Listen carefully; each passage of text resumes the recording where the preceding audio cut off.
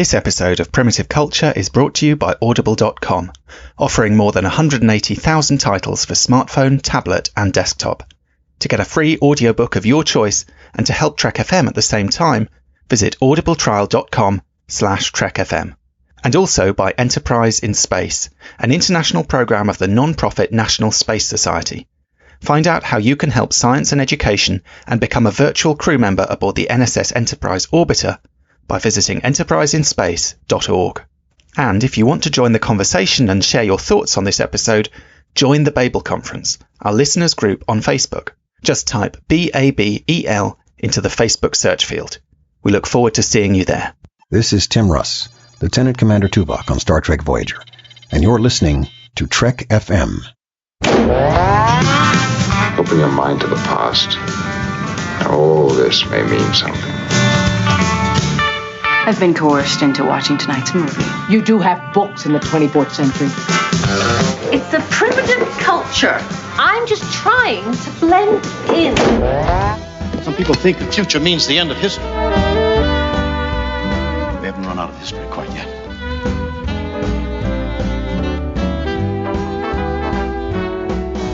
Hello and welcome to Primitive Culture, a Trek FM podcast all about our history, our culture and how Star Trek relates to it.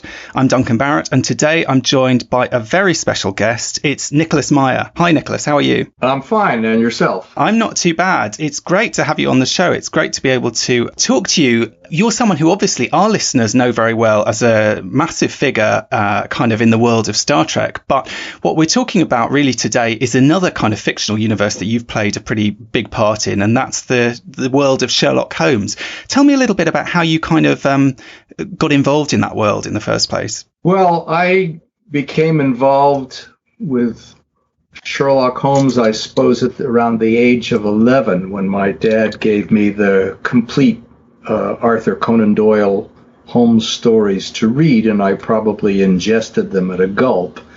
And I was never really wild about most of the Sherlock Holmes movies. I only really liked the Doyle stories, although there have been a couple since.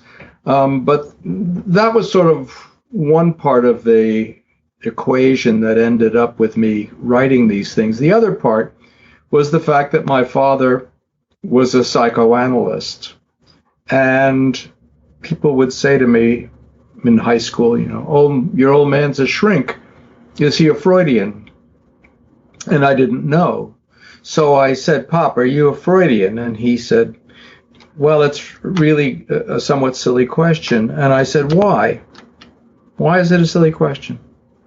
And he said, because it's no more possible to discuss the history of psychoanalysis and not begin with Freud than it is to discuss the history, say, of the discovery of America without starting with Columbus or the Vikings. But to suppose that nothing has happened since the Vikings is to be pretty rigid, pretty doctrinaire. When a patient comes to see me, my father said, I listen to what he says. I listen to how they say it. I'm very interested in what they don't say. And then I am searching for clues from them as to why they are not happy. Or are they punctual? What kind of clothes are they wearing? What's their body language? And gee, a light bulb went off in my head when I was listening to this because I suddenly knew who my father reminded me of. He reminded me of Sherlock. And then I found myself wondering how much did Arthur Conan Doyle know about the life and writing of Sigmund Freud? And the first thing you're aware of is, oh, they're both doctors. Oh, they both died in London within 9 years of one another. And then you remember that Sherlock Holmes was a cocaine addict and that Sigmund Freud was for a time a cocaine user. He got interested in the drug when he wrote a paper about it with two eye doctors for the uses of cocaine as an anesthetic during eye surgery. Then you learn that Arthur Conan Doyle studied ophthalmology in Vienna. And these coincidences began piling up. And being as I'm not the sharpest knife in the drawer, it took me about 15 years before I got around to putting it all together and calling it the 7% solution, Sherlock Holmes meets Sigmund Freud. And that's how I sort of got into it. It's a long-winded answer, but I'm sticking with it. And that book was really a kind of explosive success, I think, wasn't it? I mean, it was a massive bestseller, got adapted into a film, which you wrote the screenplay for as well. And then you followed it up kind of over the years with 3 other Sherlock Holmes novels, of which the latest one, The Peculiar Protocols, has come out most recently. I'm kind of curious. I mean, obviously, we can come on in a minute to talk a little bit about Star Trek, but with Sherlock Holmes, as with Star Trek, it seems like it's a world that keeps drawing you back, but often there's a big gap between the projects that you're working on, if you know what I mean. What is it that kind of keeps pulling you back to do another one each time? Well, it's an interesting question. After I did the 7% Solution, my publishers came back because it was a wild publishing success, and the movie was a success, and there was the Oscar nomination. So could I do another one? And then there's always the question about whether you could make lightning strike twice, whether you could, pull a royal flush again. And so I wrote the West End Horror. And then I didn't write them for a while because I was doing other things. And then I was supposed to be working on a project that fell through, and so I suddenly had time on my hands. This was, I guess, in the 90s, about 1990. And I got the idea for Sherlock Holmes meets the Phantom of the Opera because the dates all worked out. And so I wrote The Canary Trainer, which was published in 1993. And then I didn't write a Holmes book until, a year ago, in the same way that one doesn't, one hopes, open one's mouth unless one has something to say. And if there wasn't an idea that seemed peculiarly suited or uniquely suited to Sherlock, I wasn't going to write a book just to try to sort of sandwich him in. But then a series of events occurred, and I became interested in something called the Protocols of the Learned Elders of Zion, which is a very famous literary hoax and forgery, very destructive forgery.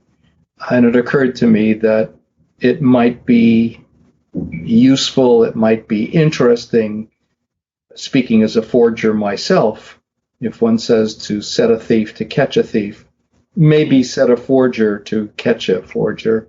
So that's how the adventure of the Peculiar Protocols came into being. There is a Holmes Star Trek connection of sorts that ought to be mentioned.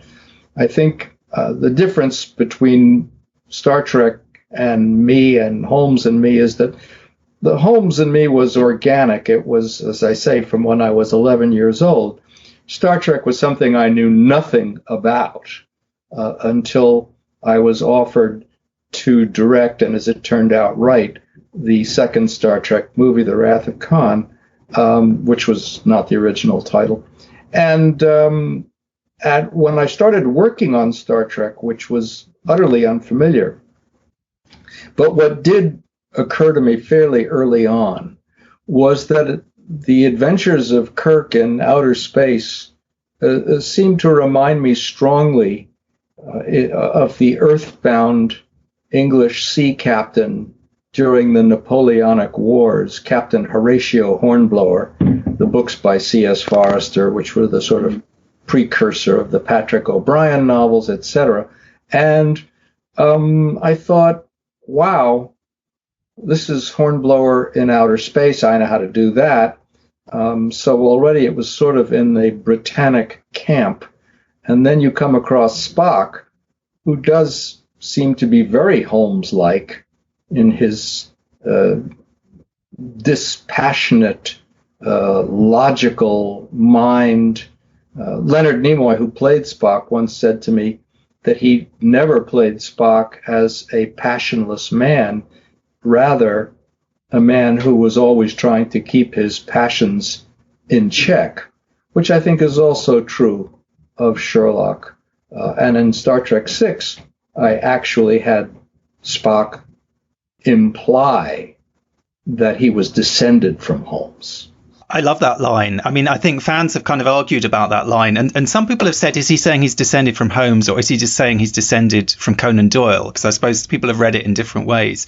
I mean, I've always taken it as a joke, but I discovered through researching this, some fans have taken it absolutely seriously and believe that, you know, on Spock's mother's side, his ancestry should be traced all the way back to Sherlock Holmes. But then there's this sort of huge question, I suppose, you know, does that mean that in the universe of Star Trek, Sherlock Holmes is real? And then when we come to your books, I mean, one of the things I love about your Sherlock Holmes books is there's this kind of playful sense of them. And you sort of, you're almost a character in the book yourself, because you describe, you know, how you came to discover this manuscript or whatever. And I actually listened to this one on the audiobook, so I had you kind of interposing yourself into the story, sort of performing the footnotes, which, you know, is really good fun. But in the introduction to this one, of course, you talk about what you've been doing recently, and you mentioned you've been working on Star Trek Discovery. So then there's this kind of you know, okay, so if Sherlock Holmes is real within the world of Star Trek, but Star Trek Discovery is real within the world of the Peculiar Protocols, there's this kind of it's a very complicated relationship between, I suppose, reality and fiction. And I get the sense from reading these books of yours that that's something that appeals to you, the kind of the game-like aspect of it in some ways. I think it very much does. Michael Chabon once wrote that all fiction is fan fiction. And I would add to it, as near as I can figure out, the entire history of art, any kind of art, is a history of cut and paste.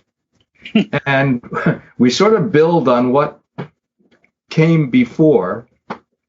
Conan Doyle, and it's always curious that we mention his middle name, even though there's no hyphen. I guess it just sounds cooler than just Doyle. Conan Doyle started this thing by claiming that he was Dr. Watson, just back from Afghanistan, and sharing rooms with this peculiar man who was the world's first consulting detective. And there are these 60 stories, 4 novellas and 56 short stories. But when you run out, it's very sad. And so the temptation, and I am certainly not the first who has succumbed to it, to write sort of continuing adventures, continuing cases, continuing episodes, is by no means unique to me.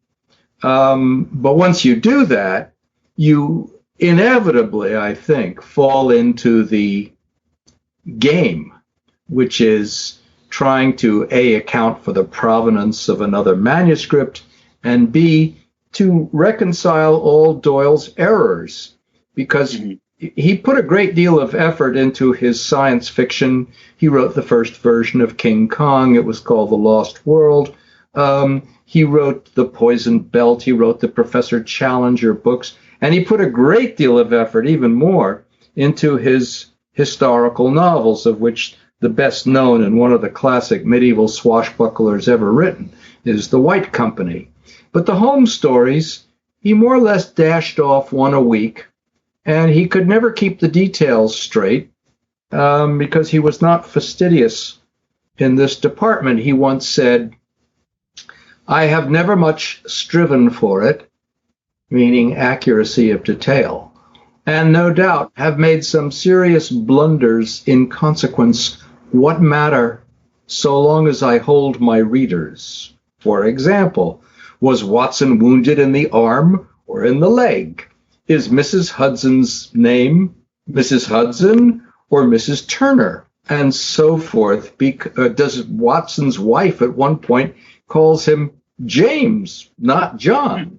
And to give you an idea of the lengths to which the fans will go to reconcile these incongruities, these inconsistencies, I think it was Dorothy Sayers, no slouch in the mystery story department herself, who said that, yes, the H in John H. Watson's middle name stands for Hamish, which is Scottish for James. And his wife was sometimes fond of anglicizing Watson's middle name, hence James. And then there was the fact that all 3 Moriarty brothers seemed to be named James. And Right. some commentators said, you know, 2 might smack of a kind of weird, you know, coincidence, but by the time you learn that it's 3, it becomes some sort of sinister manifestation. So yes, if you haven't got a sense of humor, you shouldn't be doing this stuff. Fair enough. Absolutely. And there's a definite parallel, I think, between, I suppose, the Sherlockians, this kind of hardcore Sherlock fans, and the Trekkies, who, you know, similarly will kind of try to reconcile disparities in canon and sort of make sense of things that apparently contradict each other and so on. I mean, you came to Star Trek sort of as an outsider, I suppose, you know, not as one of those fans. But I wonder whether it helped in some ways that you did have this kind of fandom in a different universe, if you know what I mean. Did that make it easier to kind of understand where the sort of obsessive Star Trek fans were coming from? You know, first of all, I have never given much thought to the fans. I don't believe that art is made by a committee. Mm-hmm. I think art is a dictatorship. You have the right to not partake. You can not read it, not watch it, not listen to it, etc. But I am very old school, I suppose, in thinking that, yeah, my world and welcome to it. So it wasn't that I held the fans in any kind of formal disregard, but let's put it a different way. I would never tell you a joke that I didn't think was funny on the off chance that you might be amused. I have to be amused first. If I like it, then I think other people will like it. So basically, when I'm writing, no matter what I'm writing for myself. It's the book I want to read, the movie I want to see, etc. Once I got the idea that Star Trek, for me, was Hornblower in outer space, then I just gave vent to all my nautical impulses and associations. You know, when I did the Wrath of Khan, I redesigned the uniforms, I redesigned the ships, I redesigned the way they talked and so forth, to make it something that I could relate to. And I think, you know, asking the fans, again, with all due respect, what they want is a kind of folly. They'll know it when they see it, and they'll reject it if it's crummy. Somebody said to me early on, well, you can't kill Spock. I said, sure you can kill him. The only question is whether you kill him well. If it's perceived as the working out of some clause in some actor's contract, then they'll throw things at the screen, and they'll be right to throw them. But if it proceeds organically from the story, then they'll accept it, which I'm pleased and proud to and relieved to say they did. Anyway, that I can't remember your question, but that's my answer. That's okay. That's fair enough. I'm kind of interested. It sounds from the things you've been saying about, you know, finding Hornblower as a kind of way into Star Trek.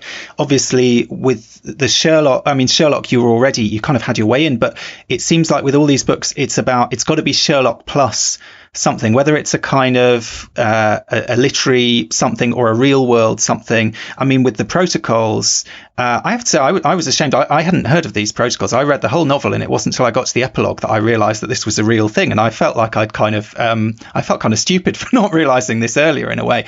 But it seems like with all these stories, you're kind of looking for something, a sort of entry point or a kind of an anchor in some ways that sort of brings it into the story. If it makes you feel any better, the head of the Baker Street Irregulars, which is the largest Sherlock Holmes society, I think, anywhere, who's a lovely, lovely man, read my book and said exactly what you had said. He thought for the longest time that the protocols were something that I had dreamt up. Right. And imagine his shock. Well, anybody can now Google, as I'm sure you have, the learned protocols of the, so this is a real thing. I think for me to write a Holmes story, it's important that the gimmick, not a gimmick, if that makes any sense. If it's just about, having him meet famous people or something, that is of no interest to me. The fact that he winds up going into, sort of drug cocaine withdrawal under the auspices of Sigmund Freud, and that they collaborate on a case, that those are all sort of organic conceits on my part. It's not just, let's have him meet Disraeli or something. That's not enough. Number one. Number two is it has to be, putting aside whether the participants are famous or not, and most of them in The Adventure of the Peculiar Protocols are not famous. Anna Strunsky is not famous. Edward English Walling is not famous. But the fact that they're real people is sort of almost beside the point. What is not beside the point is the topic, the protocols themselves. So I think there has to be some piece of something that doesn't just make it another Sherlock Holmes story. There is one in my 4 books, and there's a 5th one on the way. There is one, the West End Horror, which is a pure Sherlock Holmes adventure. There is no sort of outside. He meets people who are well known, but they're all doing what they were actually doing in the first week of March 1895, and they're part of the story. But the case doesn't go wider. It has no wider application as 7% as The Adventure of the Peculiar Protocols does. I'm not sure where the Canary Trainer falls in that. This is the one about the Phantom of the Opera. I mean, I suppose there's that kind of sense of bringing in not only real people, but kind of sort of literary material as well, if you know what I mean. And it kind of interests me because obviously, coming at Sherlock from a Star Trek point of view, I mean, there are the lines in Star Trek 6, and I think that whole kind of Spock storyline where he's trying to work out what's going on the Enterprise, very much feels like a sort of a little mini Sherlock Holmes story. But there's also, of course, I don't know whether when you put that material into Star Trek 6, had you seen the episodes of Next Generation where they had done kind of Sherlock Holmes dress up? Basically, they had Data dressing up as Holmes. No. That's interesting because they'd sort of, and in that show, because they have this conceit of the holodeck that means you can kind of magically recreate things. So they could recreate Holmes. They also recreated Freud in a different episode. So in a way, it's that same thing of sort of borrowing all these characters and all this kind of material and being able to bring it into the show. You can do that with Star Trek, and in your Holmes novels, you're sort of doing something similar in some ways. Thinking, okay, what happens if Sherlock Holmes meets Oscar Wilde or whatever it is. And that is quite a compelling. I suppose it's something that Conan Doyle couldn't do because Conan Doyle is just writing fiction, whereas you're sort of writing fiction that's kind of grounded in a reality that, in a way that his isn't, if you see what I mean. Yes, I do. It also occurs to me that you may or may not know this, but after the first Sherlock Holmes novel or novella, A Study in Scarlet, was published, which was in the 1887 Christmas Beatons annual, a man from Lippincott's American Magazine came to England and took Arthur Conan Doyle and another writer to dinner and commissioned a novel from each of them. And he commissioned a Sherlock Holmes novel from Doyle, which was The Sign of the Four. But the other person at that dinner was Oscar Wilde. Oh, wow. And the novel that he produced was The Picture of Dorian Gray. Gosh. That must have been some dinner. Yeah. That's probably the closest that Holmes ever came to Wilde. So it's not as much of a stretch as you might imagine. I'm sure Doyle, who must have been starstruck to be sitting at the same table. I mean, he was just a young doctor who had been writing short stories because no patients were showing up in his office. And he, trying to make a nickel. And there was this glamorous, brilliant guy And actually, when you read The Sign of the Four and you look at the character of Sholto, I can't remember which brother it is, but it's clearly a kind of a portrait of Wilde anyway. Right. So, all this stuff was feathered in long before I got there. Amazing. The other thing it makes me think of is, of course, you directed the film Time After Time, which again sort of plays with this idea of, so in this sort of Holmes world, Conan Doyle is sort of reimagined as Watson's sort of literary agent. He's like Conan Doyle, like you are, is a sort of real person.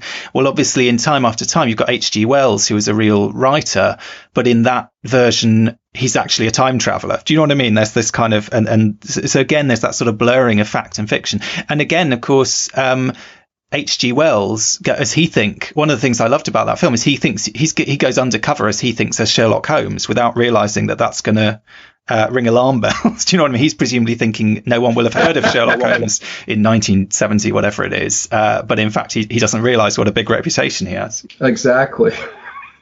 I must have laughed hard when I came up with that. Yeah, because I mean, coming to that as a Star Trek fan, there's also sort of parallels with Star Trek 4, another film, about time travelers in San Francisco. It sort of seems like there's these sort of strange synchronicities somehow between these different projects that you worked on, that they kind of can feed into each other almost one way or another. Well, what happened with Star Trek 4 was that they had another script. Leonard Nimoy and Harve Bennett, the producer, wrote the story about the whales and the extinction and the sort of the scavenger hunt that ensues. And they hired some writers, and then the writers went in a direction that the studio wasn't happy with, and so they rejected the script, and I got a very last-minute call from my friend Dawn Steele, who was running Paramount at the time. Help, we're supposed to start shooting very soon. We needed a new script. And so I stepped in, and when I said, what's the story? And she said, well, go talk to Harve and Leonard. So I walked across the lot, and they told me the story. And I said, gee, this is the same as Time After Time. It's another time travel story. But instead of coming from the past, they're coming from the future. But they're still going to San Francisco. Can't we go someplace else? Can't we go to Paris? And they said, no, they couldn't go to Paris because the whales wouldn't fit in the Seine. They could use dolphins. Well, wouldn't be the same. I think special effects with the whales was too far along by then. Right. Anyway, so that's why I wound up sort of doing retreads of Time After Time in Star Trek 4. And in fact, there were scenes that I cut out of Time After Time, which was the first movie I'd ever directed, and I made a whole bunch of mistakes, so there were scenes I just had to junk. But then I found I could put the same material in a slightly rejiggered way into Star Trek 4. So my advice to writers is, never throw anything away. It's interesting. I noticed in your book, A View from the Bridge, you talked about you say, I think you see yourself as a recreator as much as a creator, that idea of kind of, and it seems like a lot of the things that you've worked on, you're someone who's very comfortable playing in someone else's sandbox, whether that's Conan Doyle's sandbox, Gene Roddenberry's sandbox. I know you worked on a Bond film. I guess must be the same kind of thing. I mean, going into someone else's universe where to some degree the rules have been set, but at the same time, I guess a lot of people felt with The Wrath of Khan, that was a film that was kind of breaking a lot of rules, or at least bending a lot of the rules about Star Trek. And again, with Undiscovered Country, kind of bending some of those rules.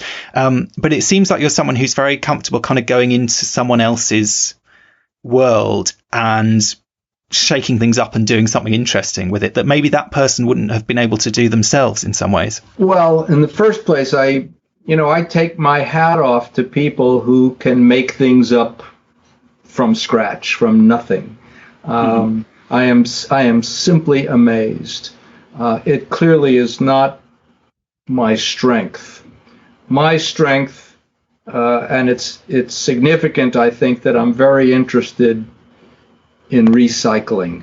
I'm recycling garbage, recycling buildings, I don't know if you've ever seen the Cannery or Ghirardelli Square in San Francisco, but these were old 19th century wharf-side warehouse factories on San Francisco Bay. And they were taken and rejiggered into amazing shops, and for all I know, they'll be rejiggered into something else. And they got all kinds of architectural prizes for that. And I sort of liked the challenge, the format, for example, of an English sonnet. We all know what that is. And the idea of how to fill that form, or if you like, pour new wine into a familiar shaped bottle, that's all very interesting to me. Another analogy that I once made, I don't know how it will land, but that doing a Star Trek movie is like composing different music to, say, the Catholic Mass, where the text is a given. What does the Agnus Dei, the Dies Irae, the Resurrection, all that stuff is there to begin with. But you can't tell me that the Haydn Mass in Time of War sounds like the Brahms German Requiem or the Vivaldi Te Deum. They just sound, or the Mozart Coronation Mass, they sound completely different, but basically it's the same words. It's just different music has been set to them, or they've been set to different music, and they sound completely different. So within that framework, yes, I'm intrigued by the given of something that already exists. And Stravinsky, we'd do well to remember, I think he was lecturing at the University of Texas, and he said, first, you must learn all the rules so you can break them. And I think that art does not happen by accident. And I think that what you talked about a minute ago, the breaking of the rules, only becomes interesting or exciting or meaningful if everybody understands what the rules are, including you. You can't just go blundering in, which is why I despise most Sherlock Holmes movies, because they have nothing to do with what Arthur Conan Doyle was at such pains to create. So I always start by saying it's got to be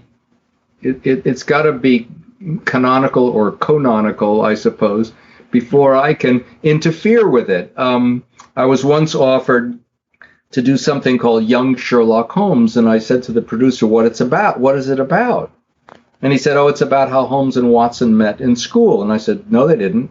And that was the end of that. Talks yourself out of a job quite quickly on that occasion. Yeah. Well, I didn't want to do it. Fair enough. I'm kind of curious, talking about that. I mean, working on Discovery, were the rules, because that's a show, I guess the kind of current slate of Star Trek that we're getting, it does feel like it's got a sort of different tone in some ways. Some of the rules have kind of changed. Did it feel quite different to working in that kind of era, I guess the sort of Harve Bennett era of the original series films? You kept coming back to the kind of same people, and as much as you might bring a different spin, it might be a Cold War thriller by the time you get to the Undiscovered Country that you're sort of bringing to that. Is Star Trek in the 2010s a different sandbox to play in than Star Trek in the kind of 1980s and early 90s? Or does it feel like coming back to the same thing? No, it's not coming back to the same thing. It may be coming back to bits and pieces of the same thing. But all art is ineluctably product of the time in which it was created. Every generation gets the Sherlock Holmes it deserves. I put that in quotation marks, but you get the idea. Renoir doesn't just look like Renoir. He looks like late 19th century French Impressionism. Mozart doesn't just sound like Mozart. He also sounds like late 18th century Middle European orchestral music. And by the same token, first of all, it's a different format. The movies were feature films. They were self-contained.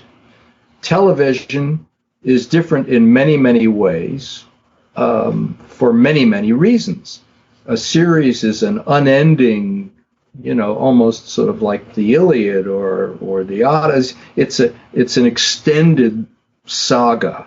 It doesn't just have a 2-hour, bag of popcorn limit to it.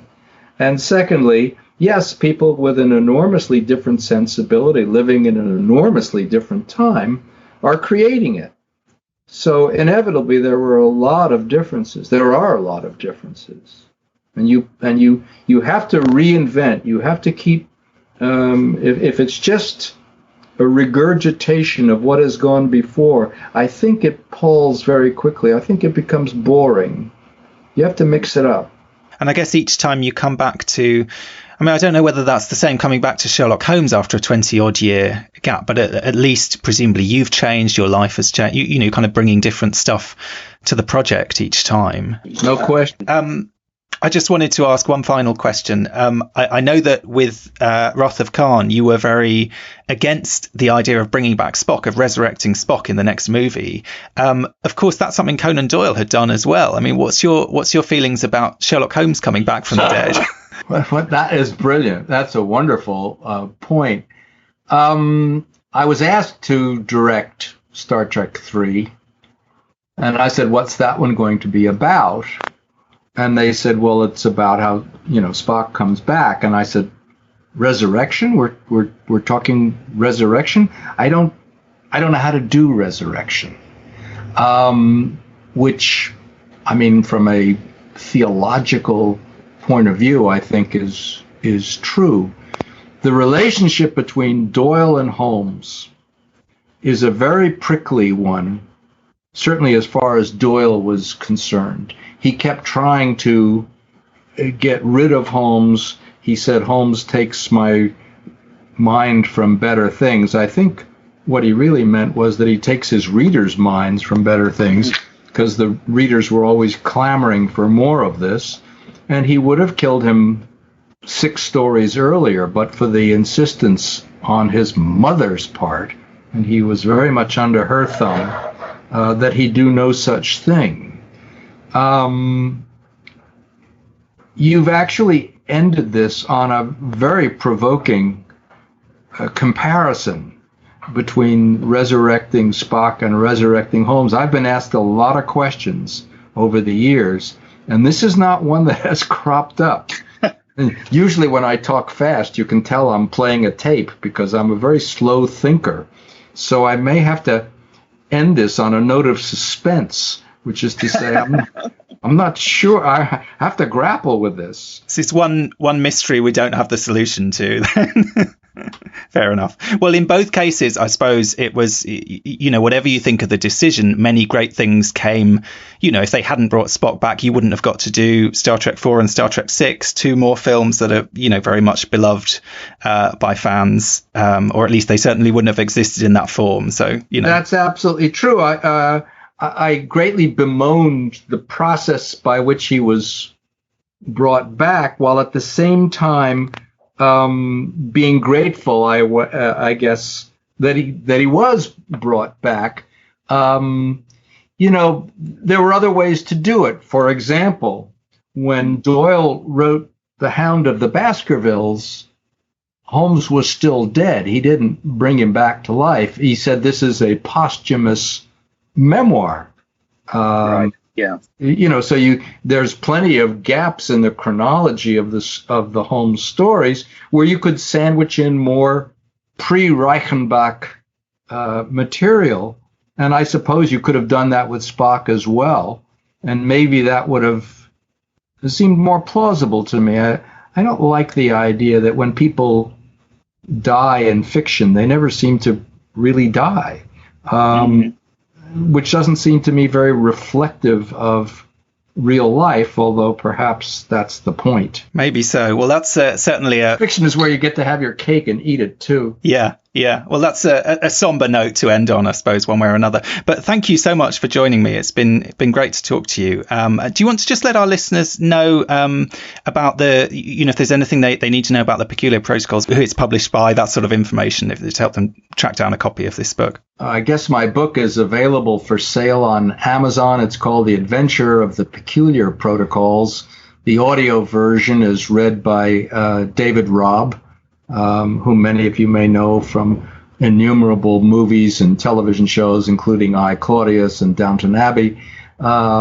It's published by St. Martin's or Minotaur, which is a division of St. Martin's. I don't know who the English publisher is off the top of my head, but I think everybody should buy it at once. Absolutely. I'll second that. Thank you so much for joining me. Take care. Previously on Trek.fm.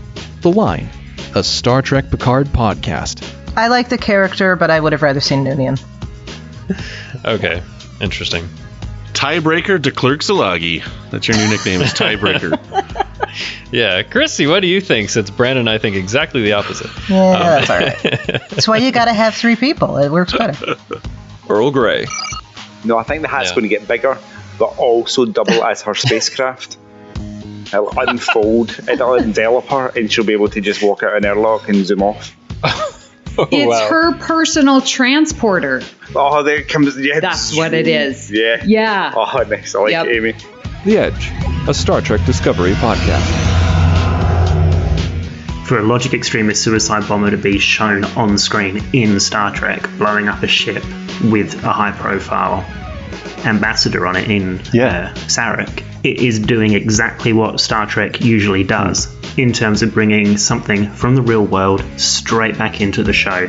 And I thought that was one of the most stark examples of that in season 1 with Latak. Yeah. The Ready Room.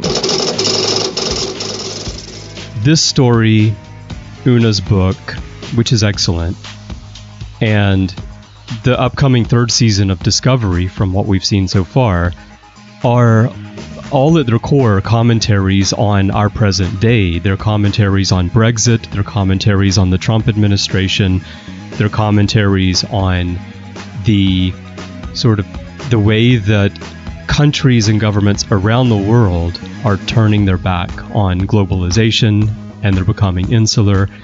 And, science fiction has always been about social commentary, and Star Trek has been about social commentary, and so what we're seeing is modern day commentary on the current climate of the world, and that's the reason that these stories are taking the form that they're taking, as far as I see it. And that's what else is happening on Trek.fm. Check out all these shows and join the conversation about your favourite corner of the Star Trek universe and beyond. You'll find us wherever you get your podcasts.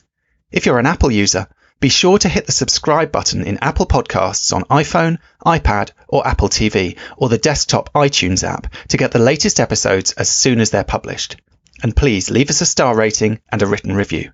If you're not an Apple user, we've got you covered as well. You can find our shows on Google Play Music, Stitcher, TuneIn, Spreaker, SoundCloud, Windows Phone, in most third-party apps, and you can stream and download the MP3 file from our website or grab the RSS link.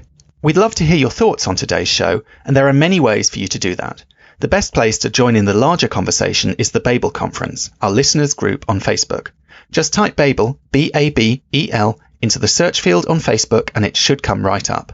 If you'd like to send us an email, you can use the form on our website at trek.fm/contact. Choose to send to a show and select Primitive Culture, and that will come right to us.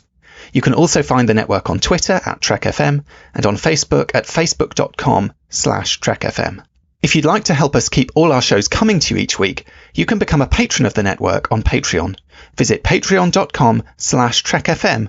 That's patreon.com/TrekFM to get all the details. Perks include early access to episodes, exclusive content, producer credits, and more, available through our special patrons website, Patron Zone.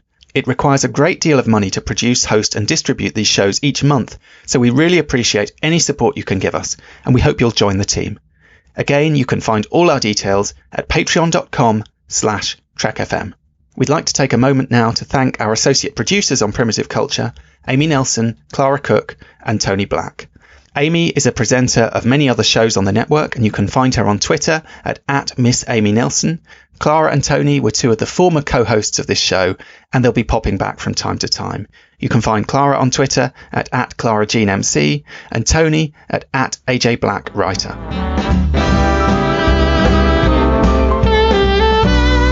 You're blended all right.